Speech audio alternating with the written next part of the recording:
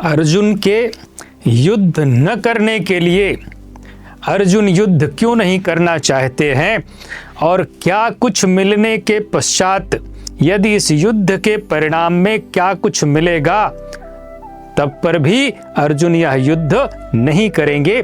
इसको आप समझें। बड़ा महत्वपूर्ण श्लोक है, अध्याय 1 का श्लोक नंबर 35। अर्जुन कह रहे हैं कि एतान न, किनको? मामा, ससुर, साले, पौत्र, पुत्र इत्यादि को, जो कौरवों की सेना में अर्जुन को दिखाई दिए। एतान न हंतुम इच्छामि, अर्जुन कह रहे हैं मैं इनको नहीं मारना चाहता। कब? अर्जुन कह रहे हैं घ्नता अपि, यदि ये सब मुझे मार दें, कौरव यदि मुझे भी मार दें तब भी मैं इनको नहीं मारना चाहता। हे मधुसूदन, हे श्री कृष्ण।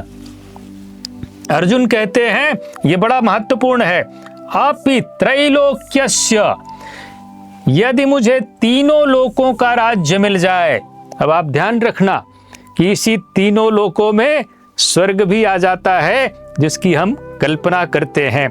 अर्जुन कह रहे हैं अपि त्रैलोक्यस्य राज्यस्य, हमें यदि तीनों लोकों का राज्य भी इस युद्ध के परिणाम में मिलता है तो मुझे नहीं चाहिए। हेतोः किम नु मही कृते, अर्जुन कह रहे हैं पृथ्वी की तो बात ही छोड़ दीजिए, पृथ्वी का तो कहना ही क्या है, यदि हमें तीनों लोकों का राज्य मिल जाए तब भी मैं यह युद्ध नहीं करूंगा।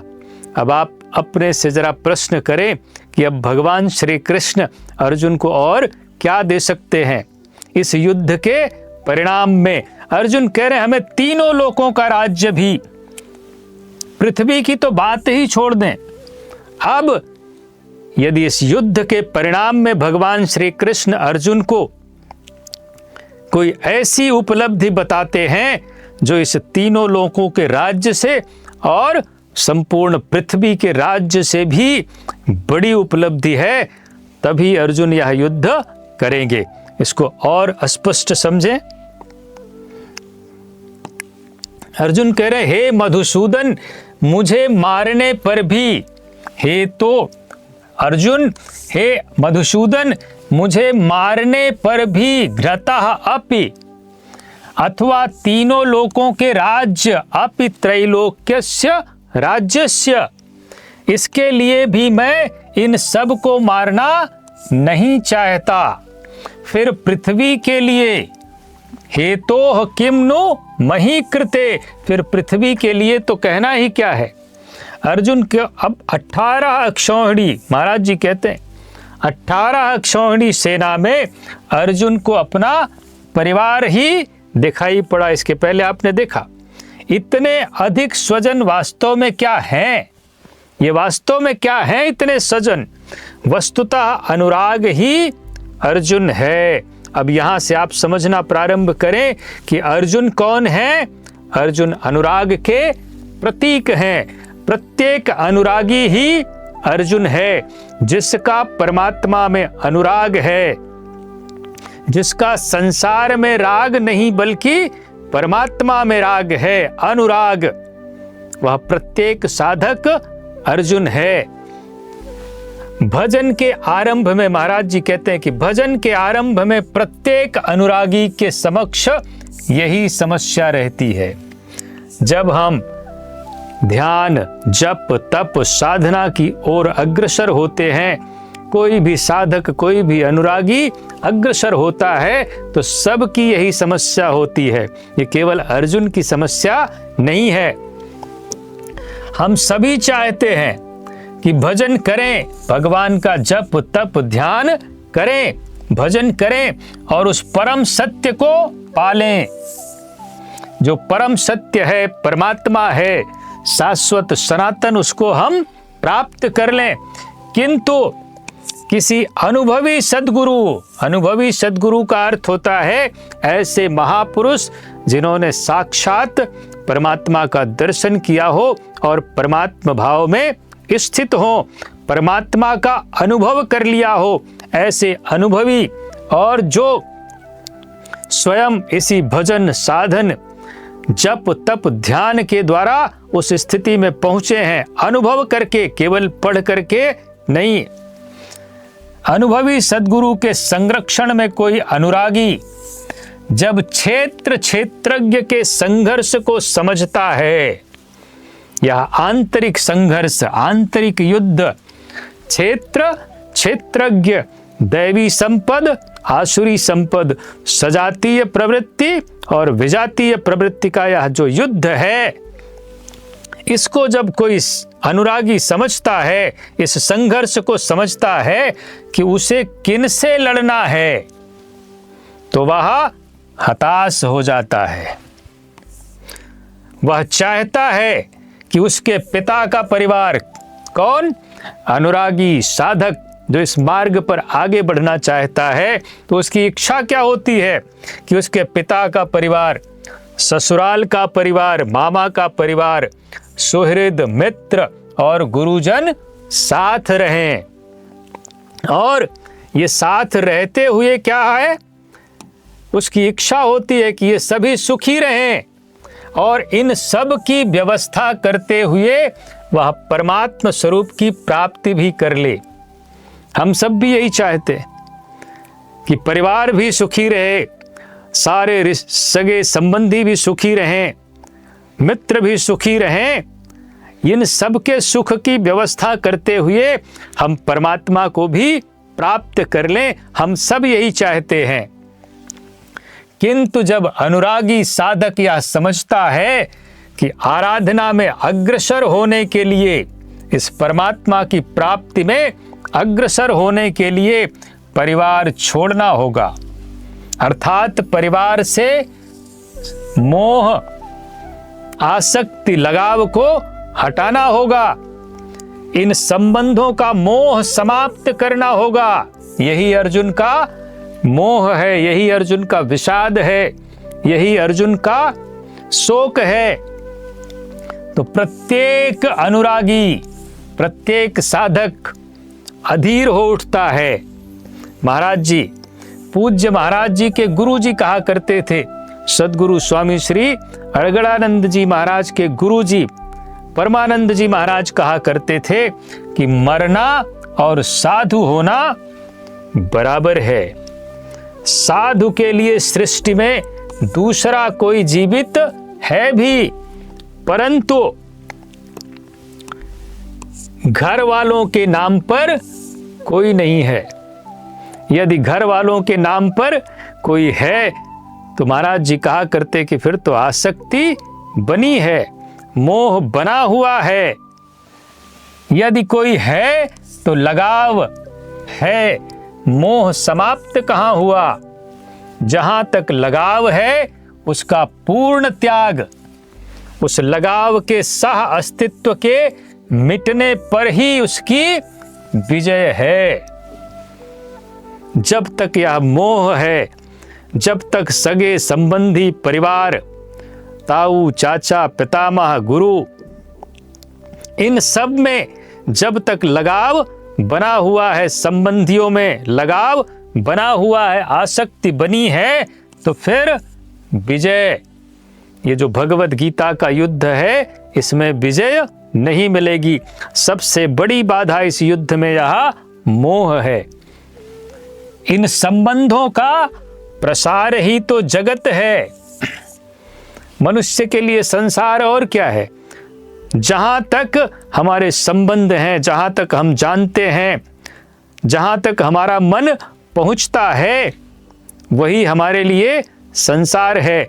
जहां मन का पहुंचना असंभव, जहां हमारे संबंध नहीं, जहां हम जानते नहीं, पहचानते नहीं, वह संसार भी हमारे लिए अस्तित्वहीन। अन्यथा जगत में हमारा क्या है? अब यही बात गोस्वामी तुलसीदास जी ने रामचरितमानस में भी कहा है। तुलसीदास कहा चिद विलास जग बूझत बूझत बूझे। ये गोस्वामी तुलसीदास जी ने विनय पत्रिका में कहा है। वही चीज, संसार धीरे धीरे, संसार से संबंध विच्छेद धीरे धीरे होता है, अचानक नहीं हो जाता। अब आप इसको आगे देखें। मन का प्रसार ही जगत है। जहां तक हमारा मन जाता है, ये सगे संबंधी रिश्तेदार, योगेश्वर श्री कृष्ण ने भी मन के प्रसार को ही जगत कहकर संबोधित किया है। जहां तक हमारे मन की पहुंच है वही हमारे लिए संसार है, जगत है। भगवान श्री कृष्ण ने कहा कि जिसने इसके प्रभाव को रोक लिया उसने चराचर जगत ही जीत लिया। तो जगत को ऐसे जीता जाता है, सिकंदर की तरह नहीं कि जीतते जीतते मृत्यु को प्राप्त हो गए। इस मन के प्रसार को रोक लेना, इसी मन को परमात्मा में स्थिर कर देना, इसी मन का विलीन हो जाना, यही संसार को जीतना है। भगवान श्री कृष्ण कहते हैं इह एव तैर जिता सर्गो ये साम साम्ये स्थितम मनः निर्दोषम ही समम ब्रह्म तस्मात् ब्रह्मणि ते स्थितः। संपूर्ण सृष्टि परमात्मा के अधीन है। वह साधक जो अपने मन को रोक लेता है, मन का निरोध कर लेता है, उसी परमात्मा भाव में स्थित हो जाता है, संपूर्ण जगत को वह जीत लेता है। आगे आप देखेंगे यह श्लोक आएगा अध्याय 5 के श्लोक नंबर 19 में। केवल अर्जुन ही अधीर था ऐसी बात नहीं है। अनुराग सबके हृदय में है। प्रत्येक अनुरागी अधीर होता है। उसे संबंधी, जो अपने सगे संबंधी हैं, वो याद आने लगते हैं। पहले वह सोचता था कि भजन से कुछ लाभ होगा। बड़ा ध्यान रखें इस पर। हम सब भी यही समझते हैं और करते भी इसीलिए हैं कि परमात्मा की आराधना करें, ध्यान करें, जप करें, तप करें और उससे बदले में कुछ मिल जाए।